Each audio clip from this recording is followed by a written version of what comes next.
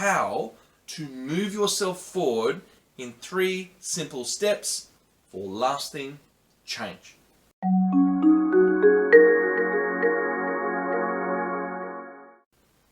Hello and welcome again. This is Matthew Tait from Fork in the Road, your channel for transformation. Well, recently I've been continuing on my reading and listening to the audiobooks of Tony Robbins. In particular, Unleash the Power Within. It's a great book. There's so much in there, and a lot of it is connected directly to my skill set of neuro-linguistic programming. And inside there, he talks about lasting change. So I thought today I would share with you the 3 actions or 3 steps for lasting change. Now, if you saw earlier, I had a video on the 3 beliefs he brings in this same book for lasting change. And so those 3 beliefs, just to recap them, were it must change, I must change, and I can change. If you believe those 3 things, you will start to go into action. But then we have to actually do something. You can have all the beliefs you like. Doesn't mean diddly squat. What we've got to do is do something so we can see where the resistance is and then deal with the resistance. So these are the 3 steps that Tony talks about for lasting change. Sounds good, doesn't it? So let's jump in and I'll go through these 3 steps. And I've got it on my little whiteboard behind me. The 3 steps or 3 actions for lasting change. 1 is leverage. 2 is interrupt the pattern. And 3 is create an empowering alternative. Okay, so 1, leverage. 2, interrupt the pattern. And 3, create an empowering alternative. What does all that mean? Well, let me unpack it a little bit for you to help you understand these steps for lasting change. Now, what are you trying to change? Are you trying to stop smoking? Are you trying to lose weight? Are you trying to get fit? Or are you trying to build yourself up so you can go from being an employee to running a business? Or are you trying to even change a habit like biting your nails? I don't know. Whatever it is, you'll be having some sort of a challenge in getting out of your loop of thinking. So as long as you believe it must change, and you believe that I must change, and it's going to be you doing it, and you have that belief that, I can change it, like it's, yes, I can do it. As long as you've got those beliefs on board, then let's jump into the 3. So leverage. I've written down here, not changing means pain now. Greater consequence than not changing is more painful and associating into your body. Now, what does that mean? So what it means is that pain, it's bigger consequence if you don't do it than if you do it. So if you don't do it, it's a bigger pain. Whereas most people think it's a big pain if you do the change, then they won't do it. But if they think that the pain of not doing it now, instantly, is more, if it's going to be more painful in this second, if I'm going to step on a nail, I'm going to be in a lot of pain, right? So it's like instant in that moment. And if it's some kind of an instant pain, we instantly do something about it. We don't even think about it. But if we don't feel any pain now, and it's like, you've got to stop smoking because you're going to get cancer in 20 years or 30 years or 50 years, nobody cares. It's not instant. But if you can associate in that there's pain and now, and get your brain to connect that up, you will start to move, right? So that is what we talk about leverage. It's about understanding your why. And I've written a few other notes because we can go to the positive or we can go to the negative as to your why. Why are you going? And what is the thing that gets you moving forward? So immediate, unbearable levels of pain is what Tony talks about. So if you've got immediate pain, you will move. That's what they talk about. So it's very interesting. Then we've got massive, immediate pleasure. If you're getting excited about something, you'll move towards it. So we've all got lots of examples where we've had immediate pain and we've sorted it out. We've gone into action. We've just made it all happen. And you've probably got some other ones where there's immediate pleasure. You know, maybe it's, people go down and to a bar and have a drink. That's immediate pleasure. And people can get addicted to that. But there are other ways that you can get immediate pleasure that are more positive. Well, what would be an example of a more positive, immediate pleasure? Where you're talking about booking a holiday, right? That gives you that instant feeling, I want this pleasure, or I want this release of the tension that's in my body. You might be running away from negative, or you might be running towards the holiday and the adventure. Whatever it is, you've gone into action, you've booked the holiday.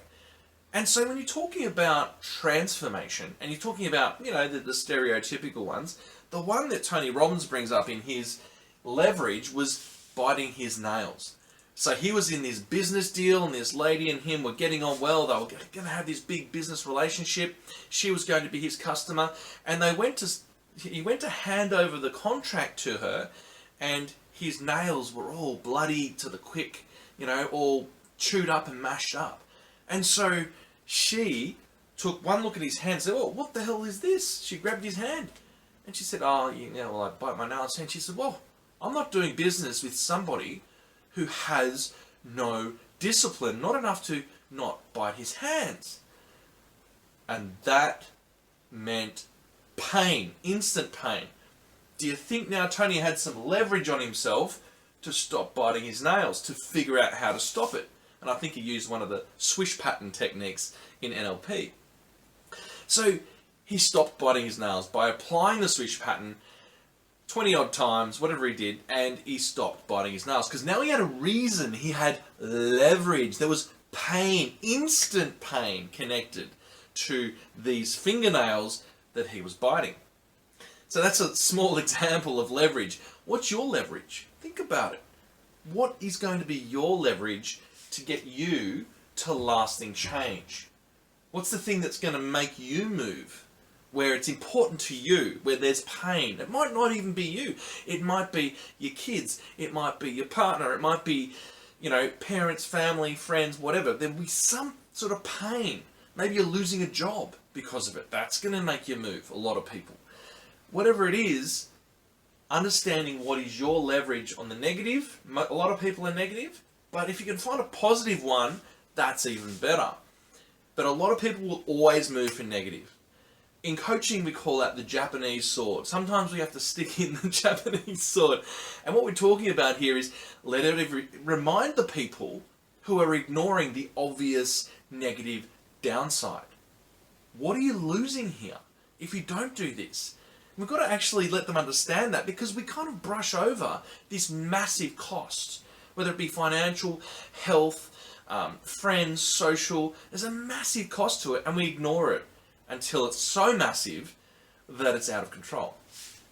So leverage. What is your leverage? What is your why? I've written down why over here. So that's step one. The second step is interrupting your pattern, or scrambling the old pattern. If you're in a pattern, that means that you're in a loop of thinking, and we have to find ways of interrupting that. Now, what's cool in the world of NLP is we can look at your pattern and scramble it, or even install a different one. Meaning we can bring forward the thing that's going to help you move forward. But we have to scramble a pattern. We have to remove it. And there is a thing in NLP called a strategy scrambler, where we can take what you see, what you hear, what you feel, and what you think in the order that you do it, and scramble it so that you no longer have that urge for that thing at the end of it. There's a whole range of things you can do. Think about a situation where maybe you're having a disagreement with someone, and you've got a point, and you want to make that point, and you really want to ram that point home, but somehow in the conversation they make you laugh, and they make you laugh a few times, and you completely forget the point you were trying to make because you start laughing. Your pattern of I'm going to chase this down has been interrupted. And as it's interrupted, what's happened is you've interrupted it with a different feeling. Think about the feelings you're chasing and interrupt the sequence of things you do. There's a whole series of things that we can do here in NLP, in Neuro-Linguistic Programming, in the Strategy Scramble, in the Strategy Install. We can fire off swish patterns to triggers.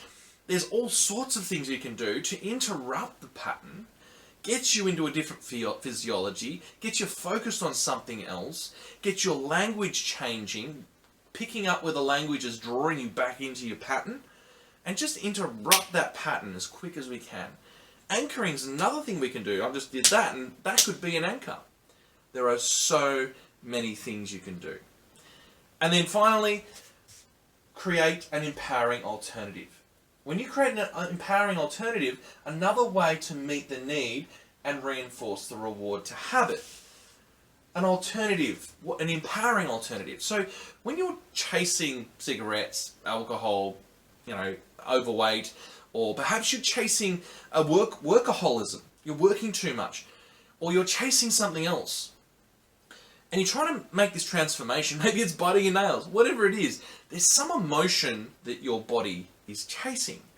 And so to overcome that emotion that your body is chasing, we need to realize what that is, number one, and then how we can get it differently.